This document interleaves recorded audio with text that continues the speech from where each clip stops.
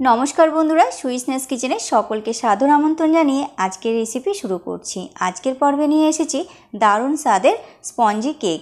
বন্ধুরা, আজকে আমি এই স্পঞ্জি কেক ব্লেন্ডারে তৈরি করব, আর সাথে থাকবে পারফেক্ট স্পঞ্জি কেক বানানোর সিক্রেট টিপস। বন্ধুরা, বাড়িতে থাকা মাত্র 2টি ডিম আর সামান্য উপকরণ দিয়েই আমরা কিন্তু ব্লেন্ডারে খুব সহজেই এরকম স্পঞ্জি কেক তৈরি করে নিতে পারি। এই কেক তোমরা লেয়ার্স কেটে আইসিং করে ক্রিম কেকও তৈরি করে নিতে পারো। বন্ধুরা, ব্লেন্ডারে কেক বানানো কিন্তু ভীষণই সহজ, যে কেউ একবার দেখলে খুব সহজে কিন্তু বানিয়ে নিতে পারবে। তো চলো শুরু করা যাক আমাদের আজকের এই ব্লেন্ডারে পারফেক্ট স্পঞ্জি কেক। আশা করছি আজকের রেসিপি সবার কাছে ভীষণ ভালো লাগবে। আর বন্ধুরা, পারফেক্টভাবে ব্লেন্ডারে স্পঞ্জি কেক বানানোর জন্য ভিডিওটা অবশ্যই কিন্তু প্রথম থেকে শেষ পর্যন্ত দেখার অনুরোধ রইল।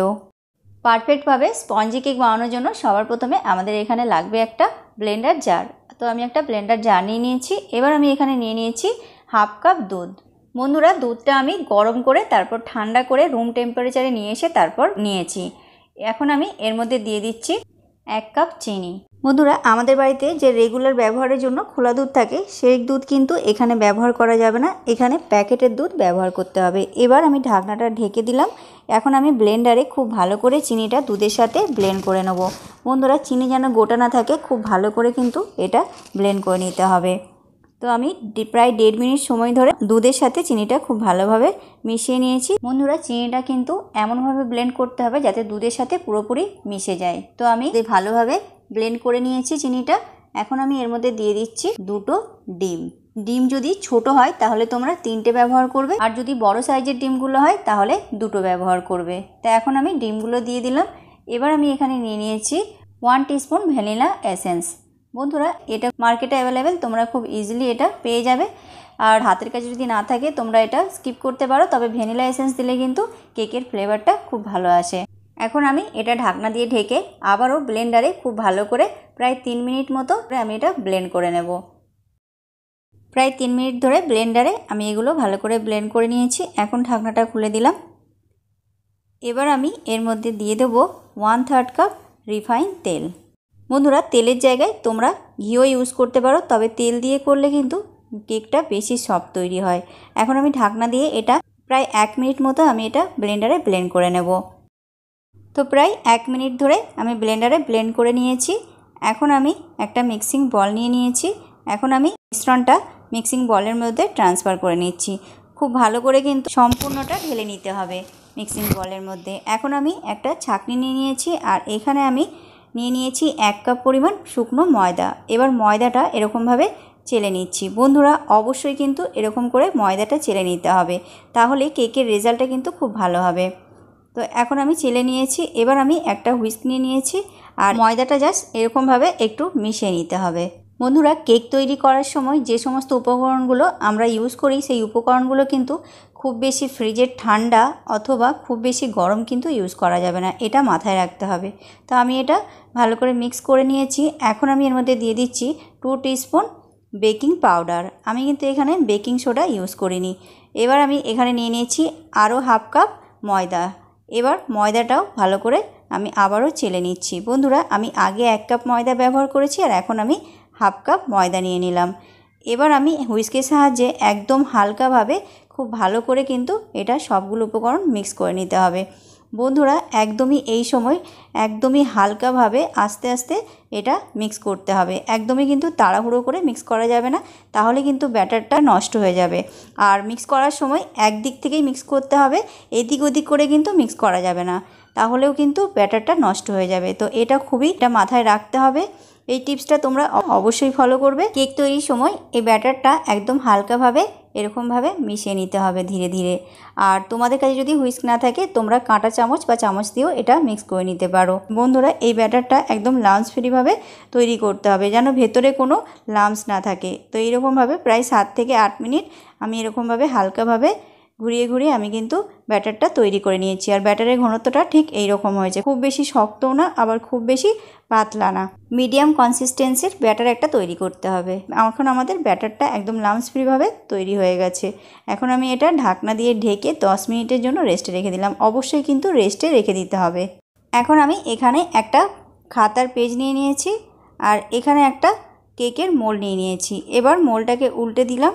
খাতার পেজের উপরে। এখন আমি একটা পেন দিয়ে এরকমভাবে দাগ কেটে নেব। বন্ধুরা, আমাদের হাতের কাছে কিন্তু অনেক সময় বাটার পেপার থাকে না, তো বাটার পেপারের জায়গায় আমরা এরকমভাবে খাতার পেজকে এরকমভাবে দাগ দিয়ে এরকমভাবে গোল করে মোল্ডের সাইজে কিন্তু কেটে নিতে পারি। তাহলে বাটার পেপারের কাজটা কিন্তু আমরা এরকমভাবে করে নিতে পারি।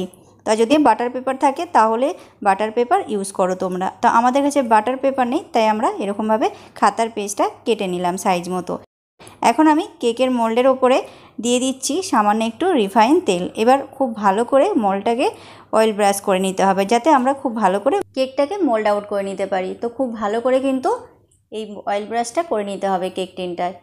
তো আমার অয়েল ব্রাশ করা হয়ে গেছে। বন্ধুরা, আমি এখানে কিন্তু একটা টিপস শেয়ার করছি। এখানে এবার সামান্য একটু শুকনো ময়দা ছড়িয়ে দিলাম। এবার ময়দাটা এরকমভাবে পুরো কেক টিনের গায়ে ভালো করে লাগিয়ে আর এক্সট্রা অংশ এরকমভাবে ঝেড়ে ফেলে দিতে হবে। বন্ধুরা, এটা করার কারণ হচ্ছে অনেক সময় বাটার পেপার না থাকলে এইরকমভাবে ময়দা ছিটিয়ে দিলে তাহলে কিন্তু কেকটা মোল্ড আউট খুব সহজে হয়ে যায়। এখন আমি যে খাতার পেজটা কেটে রেখেছিলাম সেটা আমি দিয়ে দিলাম। এটাও আমি খুব ভালো করে অয়েল ব্রাশ করে নেব। তো মোল্ডটা খুব ভালো করে অয়েল ব্রাশ করে নিয়েছি। এখন আমাদের মোল্ডটা রেডি। এবার 10 মিনিট হয়ে গেছে, ঢাকনাটা খুলে দিলাম। ব্যাটারটা আমাদের কতটা ফুলে গেছে তোমরা দেখতেই পাচ্ছ। এখন আমি একটু চামচে করে একটু নাড়াচাড়া করে নিচ্ছি। ব্যাটারটা কিন্তু খুব সুন্দরভাবে লাম্পস ফ্রিভাবে তৈরি হয়েছে, আর ব্যাটারের ঘনত্বটা এরকমই হবে, খুব বেশি নরম না আবার খুব বেশি শক্ত না। এখন আমি ব্যাটারটা কেক টিনের মধ্যে ঢেলে দেব। বন্ধুরা, ঢালার সময় কিন্তু একটু ওপর থেকে ঢালবে, কারণ ভেতরে বাতাস থেকে যেতে পারে। তো তার জন্য একটু ওপর থেকে আমি ঢেলে নিলাম, আর এরকমভাবে একটু হালকাভাবে আমি ট্যাপ করে নিচ্ছি, যাতে ভেতরে যদি বাতাস থাকে তাহলে এটা বেরিয়ে যাবে। ভেতরে যদি বাতাস থাকে বন্ধুরা, তাহলে কিন্তু কেকটা বড় বড় ছিদ্র তৈরি হয়ে যাবে। তাই অবশ্যই কিন্তু এরকম হালকাভাবে ট্যাপ করে নিতে হবে। এখন এদিকে দেখো, আমি ওভেনের ওপর একটা কড়াই বসিয়ে দিয়েছি, আর কড়াইটা কিন্তু আমি আগের থেকে গরম করিনি, মানে প্রিহিট কিন্তু করিনি, ঠান্ডা কড়াই আছে। এবার আমি এর মধ্যে রেখে দিচ্ছি একটা স্ট্যান্ড না থাকলে তোমরা ছোট বাটিও রাখতে পারো। এবার স্ট্যান্ডের ওপরে আমি কেকের ব্যাটারটা রেখে দিলাম। এখন এবার একটা ঢাকনা দিয়ে ঢেকে দিলাম। আর বন্ধুরা, কোনো ছিদ্রযুক্ত যদি ঢাকনা থাকে তাহলে এই ছিদ্রটা কিন্তু এরকমভাবে কাগজ বা অন্য কিছু দিয়ে তোমরা আটকে দেবে। এটা কিন্তু অবশ্যই আটকে দিতে হবে। বন্ধুরা, এখন আমি ওভেনটা অন করে 2 মিনিট মিডিয়াম ফ্লেমে হিট করে নেব। তারপর ফ্লেমটা একদম লো করে দিয়ে 45 থেকে 50 মিনিট আমি রেখে দেবো বেক হওয়ার জন্য। বন্ধুরা, আজকে কিন্তু আমরা কোনো লবণ বা বালি ছাড়াই কেকটা বেক করে নেব, আর প্রিহিট ছাড়াই। ফিরে আসলাম 20 মিনিট পর, ঢাকনাটা খুলে দিলাম। বন্ধুরা, তোমরা দেখতেই পাচ্ছ কেকটা কিন্তু কতটা ফুলে উঠেছে, তবে এখনও কিন্তু কেকটা পুরোপুরি বেক হয়নি। তার জন্য আমি আবারও এটা ঢাকনা দিয়ে ঢেকে দিলাম, আর ঢেকে দিয়ে আমি 45 থেকে 50 মিনিট পর্যন্ত ওয়েট করব। আর এই সময় কিন্তু ফ্লেমটা অবশ্যই লোতে রাখতে হবে। তো ফিরে আসলাম প্রায় 50 মিনিট পর, ঢাকনাটা খুলে দিলাম। বন্ধুরা, তোমরা দেখতেই পাচ্ছ কেকটা কতটা ফুলে উঠেছে।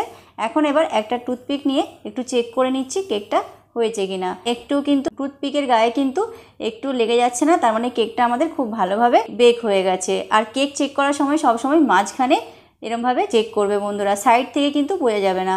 এবার আমি এটা তুলে নিয়ে একটু ঠান্ডা করে নেব। এবার এটা ঠান্ডা করে নিয়েছি। এখন একটা ছুরি দিয়ে এর চারপাশটা এরকমভাবে একটু কেটে নেব, তাহলে মোল্ড আউট করতে খুব সুবিধা হবে। এবার একটা প্লেট নিয়ে নিয়েছি। প্লেটের ওপর এবার আমি মোল্ডটা এরকমভাবে উল্টে সামান্য একটু হালকা এরকমভাবে ট্যাপ করলেই কিন্তু খুব সহজে কেকটা বেরিয়ে যায়। তো আমি এটা তুলে নিলাম।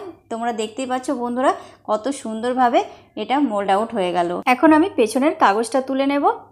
পেছনটাও খুব সুন্দর বেক হয়েছে। তোমরা দেখতেই পাচ্ছ বন্ধুরা কতটা জালিদার হয়েছে আর খুব কতটা নরম হয়েছে। আমি এরমভাবে একটু প্রেস করে দেখাচ্ছি, তোমরা দেখতে পাচ্ছ কতটা স্পঞ্জি আর কতটা সফট তৈরি হয়েছে কেকটা। তো আমাদের কেকটা কিন্তু একদম তৈরি করা কমপ্লিট হয়ে গেছে।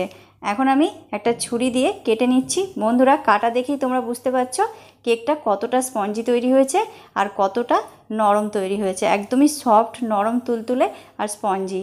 বন্ধুরা, এরকমভাবে কিন্তু আমরা খুব সহজে বাড়িতে থাকা উপকরণ দিয়েই এরকম ব্লেন্ডারে খুব সহজভাবে এরকম পারফেক্ট স্পঞ্জি কেক তৈরি করে নিতে পারি। আর একটা কথা, কেক তৈরির সময় কিন্তু মেজারমেন্টটা অবশ্যই খেয়াল করবে। মেজারমেন্ট কাপ না থাকলে চায়ের কাপ অথবা ছোট বাটি নিয়ে তোমরা মেপে নেবে। কেক তৈরির সময় সঠিক পরিমাপ না হলে কিন্তু কেক কিন্তু ভালো হবে না।